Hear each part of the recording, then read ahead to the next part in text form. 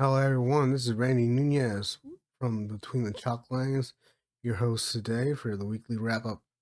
And we're going to start off on Sunday. Only a little bit happened. One signing, the Mariners reached out to Mitch Garver's camp and they agreed to a 2-year, $24 million deal that is pending a physical. So I don't know if that's been announced yet or not. We'll see if that happens. I'm pretty sure it will. I mean, he's a pretty healthy catcher and a pretty good catcher to put behind anyone or put in front of anyone. And Monday was Christmas, so there were no signings uh, that are of note. Maybe some minor league deals, but nothing major. On Tuesday, the Blue Jays and Kevin Kiermaier, their longtime center fielder, came to an agreement on a 1-year, $10.5 million deal. So he'll be returning back to Toronto.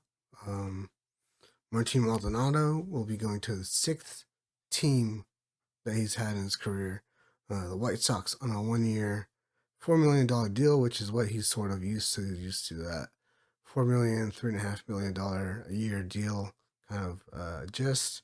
He will also have a vesting option on that deal that's worth another $4 million for 2025 based on, I'm assuming, performance. So we'll see how he does. Hope that he does well and hope that that option vests for 2025. He'll be 39 by the time that year comes around. So we'll see how he's doing then. He's played for the Royals, the Cubs, the Astros, the Angels, the Astros again, and then he played for them for a little bit of 2020, and then from 2021 to 2023, and then he became a free agent and is now a White Sox catcher. He's probably going to be helping out that battery as far as leadership goes for the pitchers. He brings obviously a lot of veteran experience and championship experience. Um, that was it for all Tuesday. The only other note that I can add is from between 2021 and 23, Maldonado played in over 100 games, so he is a very durable catcher. To add, moving on to Wednesday, the Blue Jays made another move in signing Isaiah Kiner-Falefa, IKF, very loved /S Yankees legend, to a very surprisingly high 2-year, $15 million deal. So he's projected to be on their bench starting 2024 opening day. So a $7.5 million a year for a utility guy is a lot of money, but he can play second, third, and outfield, so you can't downplay what utility guys bring to the table. You know, it's a very important position. And on top of the $15 million guaranteed, there are another $1 million worth of incentives attached to his contract. But I mean, looking at the projected lineup and guys that they have, the left side of the infield is good. It looks good for the Blue Jays. And outfield, obviously, you have Kiermaier, like I just said, and a few other guys playing in the left and right field. So I don't know if IKF is really what they needed or if just what they wanted to do. They wanted to make a move here, or they were just lacking in depth. I mean, every team can really, really honestly use depth. It's a very important thing that teams have. Um, on Thursday, the White Sox added another veteran piece in 33-year-old relief pitcher Tim Hill. It was just a 1 year, $1.8 million deal. Not flashy, not big. You probably don't know who Tim Hill is. If you do, drop in the comment in the YouTube video, uh, or leave it in the review on any of the streaming services that you're listening to this on. The Reds re-signed relief pitcher Buck Farmer, who used to be a Detroit Tigers pitcher, actually. He's a product from Detroit, to a 1 year, $2.25 million deal, so 2.25, guaranteed with incentives that brings it up to $2.6 million. I don't know why they chose that number. They could have just picked 2.5, but 2.6 is a little bit more. So that's nice. Hopefully Buck Farmer can do something for the Reds in their bullpen. And then sad news on Thursday, on a couple of fronts, obviously. First off, 32-year-old shortstop Andrelton Simmons, Braves, Angels, Twins, and Cubs legend. I'll always remember him as an Angel because I saw him play there for 5 years. And I saw him leave in 2020. And it was very odd how he left, but I won't get into that.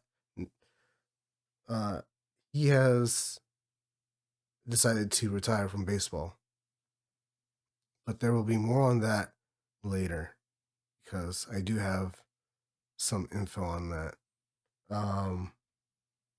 He won 4 Gold Gloves, 2 back-to-back in 2017 and 2018 with Angels.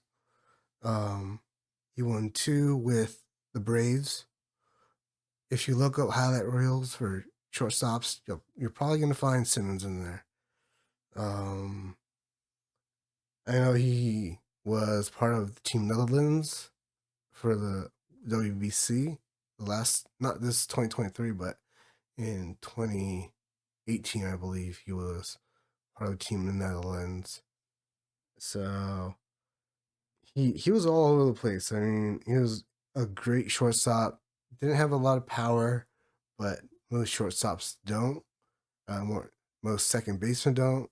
You're looking at your third baseman, your first baseman hit those home runs. So I think he was a platinum glove level guy, honestly. He would be in that kind of tier as far as defense. And it was always a great time to see him play shortstop. And the way he left the Angels in 2020 was a little bit sad. He had some personal and mental issues that he had to take care of. Honestly, he was not feeling like he was in the right mindset to play baseball, so he kind of just honestly left the team. He just walked off, and it was very, very odd. But that's my lasting impression, obviously, is of him always turning that double play or that spinning throw from deep, deep short in shallow left field. He was that kind of a guy who could pull off that kind of play. So look him up. Andrelton Simmons, 32 years old. He's younger than me. Very surprising move. The thing that I want to say, he was just drafted by Baseball United in South Asia and Middle East. That league that's starting up in 2024. It was drafted like number 6 overall. So I have to see and find out if that's going to impact what they're doing with him. He was picked by the Wolves, I believe. I know he did a bunch of press. He did the photos. He did all of that. He went to Dubai to do a bunch of. I think he did the All-Star game that they had, the All-Star showcase over 2 days after the Thanksgiving weekend. So it's going to be interesting to find out if he's still playing in that league or just not playing at all. But We'll find out soon. And also on Thursday, 22-year-old Wander Franco, if you've been following the news with him, obviously he's been on administrative leave. MLB put him on that. So the authorities in Dominican Republic raided, or at least checked on, two of his homes in the DR, and were looking for him. In accordance with the investigation that they're having of him with relations with minors, to put it lightly. So MLB is still doing an investigation on that as well. His attorneys were told, and he was supposed to be told that he was summoned for yesterday, Thursday, to show up at court, and he didn't. His attorney said, "Hey, he fired us, so there was no way that we could contact him." It's kind of a flimsy excuse on their part, and I don't know if he's telling them to do that, to say that to the press, but all we know is that Wander Franco, who had the largest extension ever given out by Tampa Bay, is now basically on the run. At 22 years old, mind you. I think he was given 11 years on the extension, and now it's kind of bitten Tampa Bay in the butt. But it's not their fault, obviously, for what Wander did or is accused of doing. I'll just say that he's innocent until found guilty. Obviously. But moving on to Friday, breaking news: Boston Red Sox and right-handed pitcher Lucas Giolito have agreed to a 2-year, $32.5 million deal that has a player opt out after next season, so he can opt out after 2024. But that Red Sox rotation is really underwhelming. I just looked at it. It's Chris Sale, then Giolito, then there's Brian Bello and Tanner Houck and someone else that I'm missing right now. Off the top of my head, I can't think of his name. But just those 4 names in the last 2 years, I mean, aren't shouting out all-star or World Series team rotation. Chris Sale used to be, Giolito used to be, but the other 3 in the rotation are just not that extremely exciting. So I hope that maybe there's a trade, maybe there's a move from the bullpen to the rotation. And then other news to wrap up the week is left-handed pitcher Shota Imanaga from Japan. His window to sign with the team is getting really close. He has only until January 11th of 2024 to sign with the team and make it official. A lot of people thought he was going to get under $100 million, but then we got news that Yoshinobu Yamamoto, who's just above, obviously, well, I should say, hasn't shoulders above Imanaga, but Imanaga is nothing to sneeze at. He's still a good pitcher, and he's a lefty. So lefties are always coveted more than righties. He's probably going to get something over $100 million, and he's going to get it in the next week, I would have to guess. Scott Boras' clients are taking as long as they want, as usual. So Blake Snell and Jordan Montgomery, free agents, will take their time to sign, and will find the highest paying team, probably. Not the team that they want to go to, but the highest paying. I know that Red Sox were attached to Montgomery. Obviously, they just signed Giolito, so they're probably out of the race for Jordan Montgomery. Angels are looking at Montgomery and Snell, so they're a possibility. And other teams always need pitching. The Rangers, they just probably want to get back Montgomery, but not at a ridiculous price. Closer shot Josh Hader, who's also represented by CAA, the same representation of Shohei Ohtani, who got the $700 million deal from the Dodgers, is reportedly looking for something bigger than the Mets deal with Edwin Diaz, 5 years, $102 million.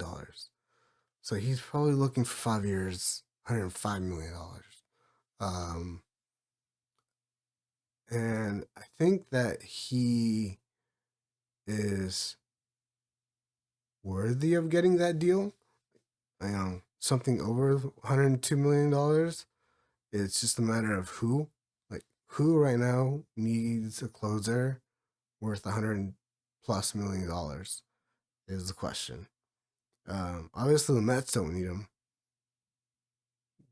Do the Yankees need him? Do the Dodgers need him? I know the Dodgers aren't going to be done signing this offseason. They're probably going to sign more bats than pitchers if they sign anyone, but they're not done. And I wanted to say thank you for everyone who's been listening and watching on YouTube or on Spotify or on Amazon or on Apple Podcasts. You guys drive me to record and edit these podcasts and podcast videos every week.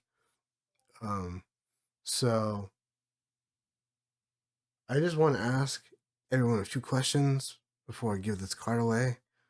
That I started to give the giveaway last week. If you saw it, do you want short form stuff like breaking news right now as it's happening stuff? Because I post most everything as it happens on Twitter/X. If you're following at BT Chalkline,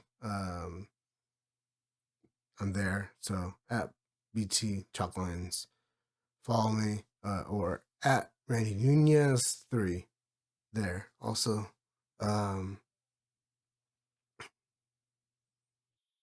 I also have to ask, do you want less news and more like trivia? You want I guess trivia news on as far as numbers, because I've been thinking of a show called Numbers with Nunez. Give me feedback on that, if that's a cheesy name or not. And then, of course, if I keep the podcast format, do you want it 40 minutes plus, 30 minutes, 20 minutes, 10 minutes, or shorter than that? You can always change things for you if it means more listens, and it means you're gonna share this with your friends, your family, your other baseball nuts that you know. So just let me know in the comments on YouTube or on Twitter or on Facebook or on Instagram, TikTok. I'm everywhere between the chalk lines. If you look it up, you'll find me. So let me know what you're thinking and what you want, because I'll change it up. I'll do what you want, and if it's what you want, I'll do it. I mean, it's all about the people. I'm just here reporting the news. So getting back to the card, last week I did a preview of the new MLB initiative Spring Breakout. My friend Stephanie Shempluski, who worked for NBC Chicago, covered baseball and other sports. She's currently covering WNBA. and we talked about the Chicago Cubs and White Sox matchup that's happening. So I wanted to give away a Norhe Vera Lava Refractor first Bowman Chrome card, and you had to guess close the number to 399. That's out of. And I had an Eric Ashenfelter from Facebook guess number 281. This card is numbered 289. I doubt you can see that. But yeah, this is number 289 out of 399. And Eric Ashenfelter guessed 281. So you were only a couple off of it. I will message you on Facebook, and hopefully you respond, and I can have this sent out to you by next week. And that is it for Between the Chalk Lines weekly wrap up. This is the last episode for 2023. I will be changing things up in 2024. And just so you know, I will not be posting of any videos or podcasts, at least any podcasts, for the first 2 weeks of January. I won't be available. So I can't film and I can't record any podcasts those first 2 weeks unless I do it on the road. So who knows? If I do it on the road, it will only be audio and it'll only be on podcasts like Spotify, Apple, Google, Amazon. And that is it. Thanks for watching and thanks for listening. It's been a great 2023. I hope you had a great Christmas. And I hope you have a great New Year's Eve and New Year going into 2024. Hope you accomplish all your goals. And I hope I do for myself as well. Bye.